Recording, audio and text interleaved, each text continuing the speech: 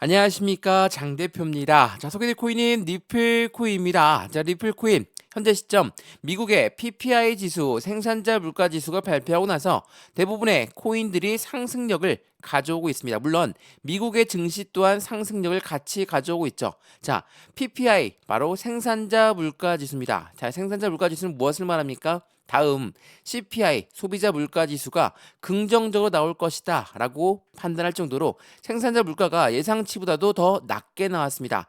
물가가 낮게 나왔다라는 것은 무엇을 말합니까? 인플레이션이 잡혀가고 있다. 그 말은 기준금리를 인하할 가능성이 높아지고 있다라고 우리는 판단하죠. 그런 부분들 때문에 코인 시장도 그리고 미국의 증시도 상승력을 같이 가져오고 있다. 리플 또한 마찬가지죠. 자, 1월 14일 날 어떠한 뉴스가 나왔습니까? 리플의 사장은 2025년도 미국의 은행들은 토크나 자산의 프로젝트를 본격화할 것이다. 자, 이게 어떤 걸 말하냐면 리플이 최근에 이 스테이블 코인을 성공적으로 만들어내고 그 부분들 때문에 확실한 시장에 혁명적인 상승력을 같이 가져오고 있죠. 스테이블 코인은 뭡니까?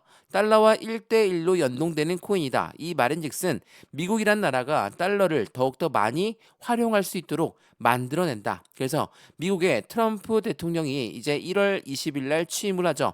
그러한 부분과 함께 확실한 스테이블 코인의 움직임, 그 부분은 리플의 움직임을 추가적으로 가져올 가능성이 매우 높다라고 우리는 판단할 수 있습니다. 자, 우선은 미국의 PPI 지수가 발표했는데 어떻게 나왔는지를 먼저 보면서 말씀을 이어가 볼게요. 근데 PPI가 나왔다고 해서 끝은 아닙니다. 내일 날짜로 CPI 발표가 있는데 우선 이 PPI부터 한번 보시죠. 자, 1월 14일 날 PPI 지수 발표가 있었는데 예측치는 0.3, 0.4였는데 0.0, 0.2%로 낮아졌습니다. 물가가 낮았다는 것은 무엇을 말합니까? 인플레이션이 잡혀가고 있다. 물론 소비자 물가 지수가 더 중요한 거 아닙니까? 물론 이게 더 중요합니다. 근데 이 CPI, 다음 CPI를 만드는 것은 이 생산자 물가 지수라는 거. 당연하게도 생산자가 얼만큼의 물가를 들여서 생산을 했는지 그 부분이 소비자한테 전달되는 부분은 한 달 정도의 시간이 필요합니다. 그렇기 때문에 소비자 물가 지수가 중요하긴 하지만 현재 생산자 물가 지수가 낮아졌다는 것만으로도 시장의 기대감은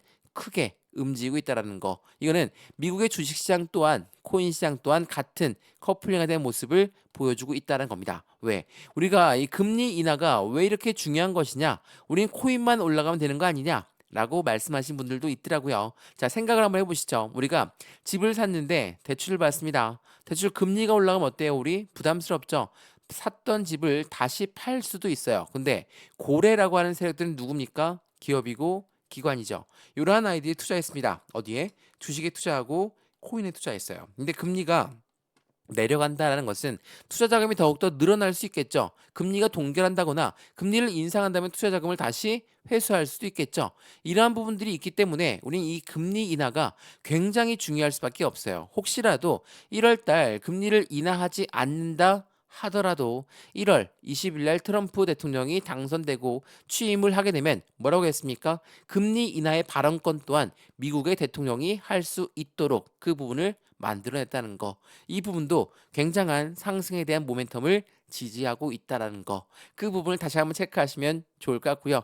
내일 날짜로 CPI 지수 발표가 있습니다. 이것도 굉장히 중요하거든요. 자, 이길 내일 날짜 1월 15일 날 어떻습니까? 언제죠? 밤 10시 30분에 소비자 물가 지수 발표. 이게 더욱더 중요한 부분이지만 오늘 1월 14일 날 안정적인 PPI 지수 발표가 있었으니까 이 부분 또한 기대감을 같이 가져갈 수 있다라는 거. 물론 소비자 물가 지수가 안 좋게 나오면 변동성이 나올 수 있습니다. 변동성이 나온다고 해서 끝이 아니라는 것도 다시 한번 체크하시면 좋을 것 같고요. 그래서 현재 리플 코인 상승력을 보여주고 있으니까 기분은 좋습니다. 근데 어떠한 이유 때문에 상승력을 같이 가져가고 있는지도 같이 한번 확인해 봐야 되겠죠. 자, 게리 겐슬러 누굽니까? 우리가 그렇게나 증오했던 SEC 위원장입니다. 자, 게리 겐슬러는 1월 20일 날짜로 SEC를 떠나기로 결정했죠. 자, 이 부분은 트럼프 당선인이 뭐라고 했습니까? 첫 번째 공약이 SEC 위원장은 내가 취임하자마자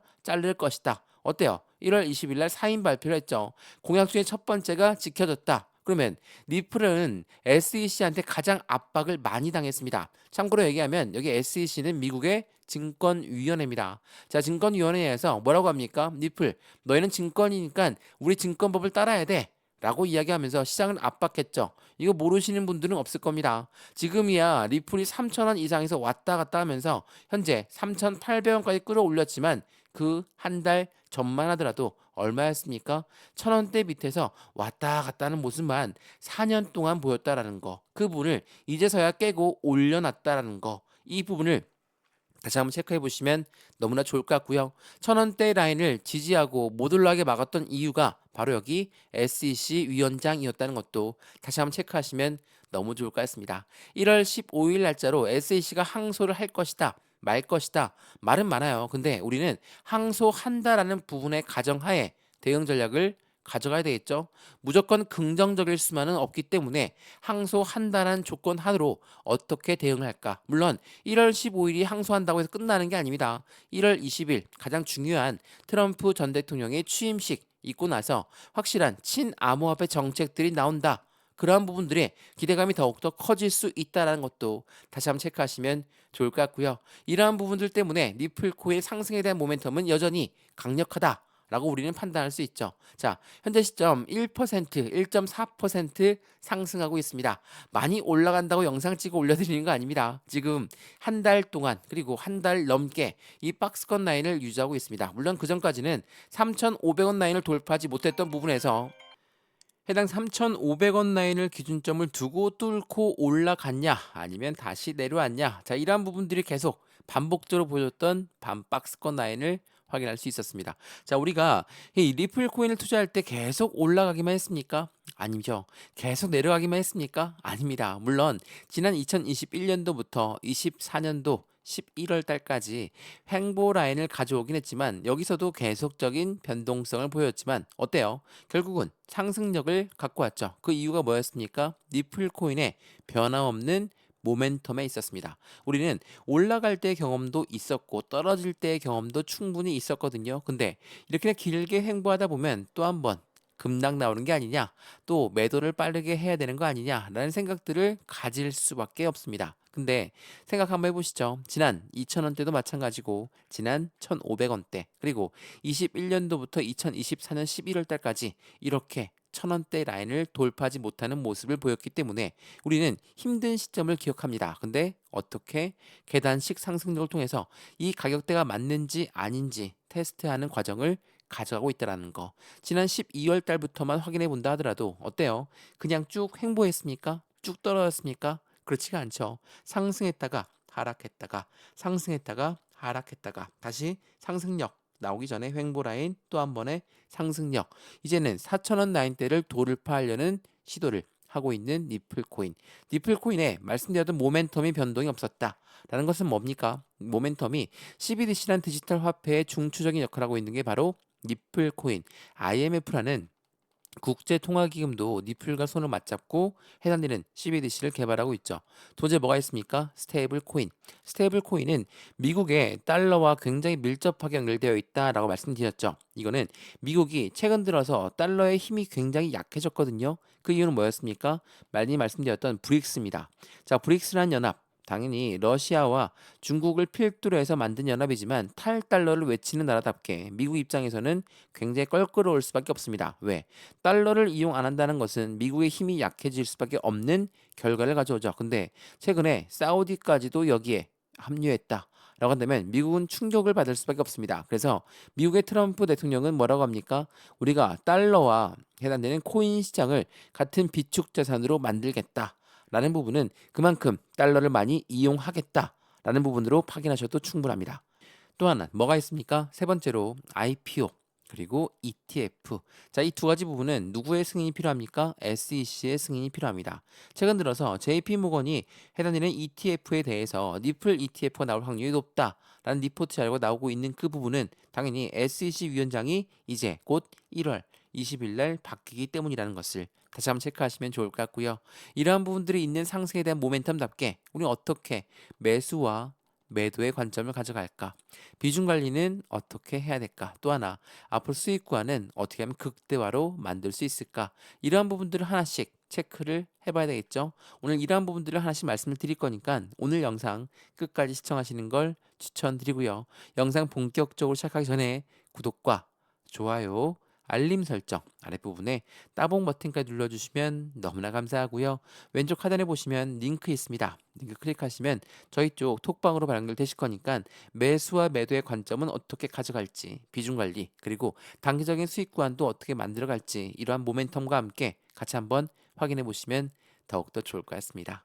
이해되시죠? 자, 그러면 니플 코인 영상 본격적으로 시작을 해보겠습니다. 자, 우선은 ETF 건부터 말씀을 드려볼게요. 자, 니플의 ETF 출시가 임박했다라고 합니다. 올해 다양한 가상자산에 ETF가 등장할 것이다. 이런 말이 나온 이유는 뭡니까? 말 그대로 트럼프 정권이 확실한 친가상자산의 암호 정책을 만들 것이기 때문에 이러한 부분들은 미국 정부가 이제는 정책적 방향성까지도 코인 시장에 맞춰간다. 당연히 ETF에 대한 기대감이 높아질 수밖에 없죠. 여기서 ETF는 뭐라고 했습니까? 펀드라고 말씀드렸죠. 펀드는 뭐죠? 해당되는 개인들 자금만으로 운영할 수 있습니까? 못하죠. 무조건 고래들의 자금이 필요할 수밖에 없다. 고래가 펀드의 자금이 유입되는 그 부분을 환경을 만든다는 건 당연히 시장은 긍정적일 수밖에 없죠. 그래서 비트코인 ETF에 열광했고 이더리움 ETF에 열광하게 만들었다는 거. 그 부분의 뒤를 이어서 솔라나 ETF, 니플의 ETF까지도 기대감이 더욱더 커지고 있는 현재 시점을 말한다라는 거. 이러한 부분들을 봤을 때 확실히 시장의 기대치는 더욱더 커질 수밖에 없죠. 말씀드렸던 JP 모건이 솔라나와 니플의 ETF는 유동성 게임 체인저가 될 것이다. 자, 중요한 부분은 JP모건은 어떤 곳입니까? 항상 이 JP모건은 비트코인 자체를 자산으로 분류하는 것을 꺼려했습니다. 굉장히 회의적인 아이들이었죠. 위선적인 행동을 보였던 건 뭐였습니까? JP모건은 비트코인을 자산으로 인정 안 하면서 뒤로는 비트코인을 계속적으로 챙겨가고 있는 모습을 보였다라는 거. 그래서 위선적인 JP모건이다 라고 말이 엄청나게 많았죠. 근데 이러한 JP모건이 솔라나와 니플의 유동성 게임 체인저가 될 것이다. 특히나 니플 같은 경우는 제가 항상 설명해 드렸던 게 뭐였습니까? 니플은 전체 코인들 중에서 비트코인보다도 월등히 저희 금융시장과 굉장히 밀접하게 연결되어 있다. 제도권 자금으로 확실한 시장 규모와 함께 움직이는 게 니플이다. 라고 여러 번 말씀을 드렸죠. 제가 이전 영상에서도 말씀을 드렸던 부분 중에 하나가 니플은 어떤 부분의 사업을 진행하고 있습니까? 바로 니플의 커스터디와 스테이블 코인의 인프라를 확장했다. 자, 이게 어떤 걸 말하냐면 이 커스터디는 수탁 사업입니다. 수탁 사업은 은행과 같은 역할을 하는 거예요. 자, 우리가 은행에다가 돈을 입금해 두면 은행은 우리한테 뭘 줍니까? 이자를 주고 대출 서비스도 가능하게끔 만듭니다. 근데 이 두 가지 부분을 이제는 니플이 금융 토탈 서비스를 제공한다. 당연히 시장은 긍정적일 수밖에 없죠. 니플을 맡겨만 주면 이자를 주고 대출 서비스도 가능하게 한다. 이 부분이 10조 달러의 규모를 시장의 자금을 규성하고 있다는 거. 시장에 10조 달러 자금의 시장이 열린다. 니플한테는 굉장히 긍정적인 소식임에는 틀림이 없습니다. 또한 이 스테이블 코인이 뭐라고 했습니까? 달러와 1대1로 연동되는 코인이다. 그만큼 안전자산이다 라고 우리는 판단할 수 있겠지만 이 스테이블 코인이 미국의 기관들 이용으로 설계했다면 미국은 어떤 부분을 이용하겠습니까?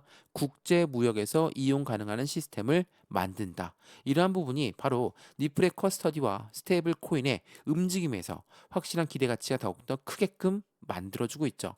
말씀드렸던 커스터디 사업, 제가 니플레저 이 부분 설명해 드리면서 뭐라고 했습니까?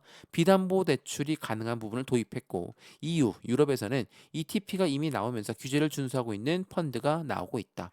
니플은 차곡차곡 그 부분을 준비했더라는 거. 이게 굉장히 중요할 수밖에 없고요. 말 그대로 니플, 스테이블 코인 또한 마찬가지입니다. 대규모 업그레이드를 언제 했습니까? 지난 9월 달에 했죠.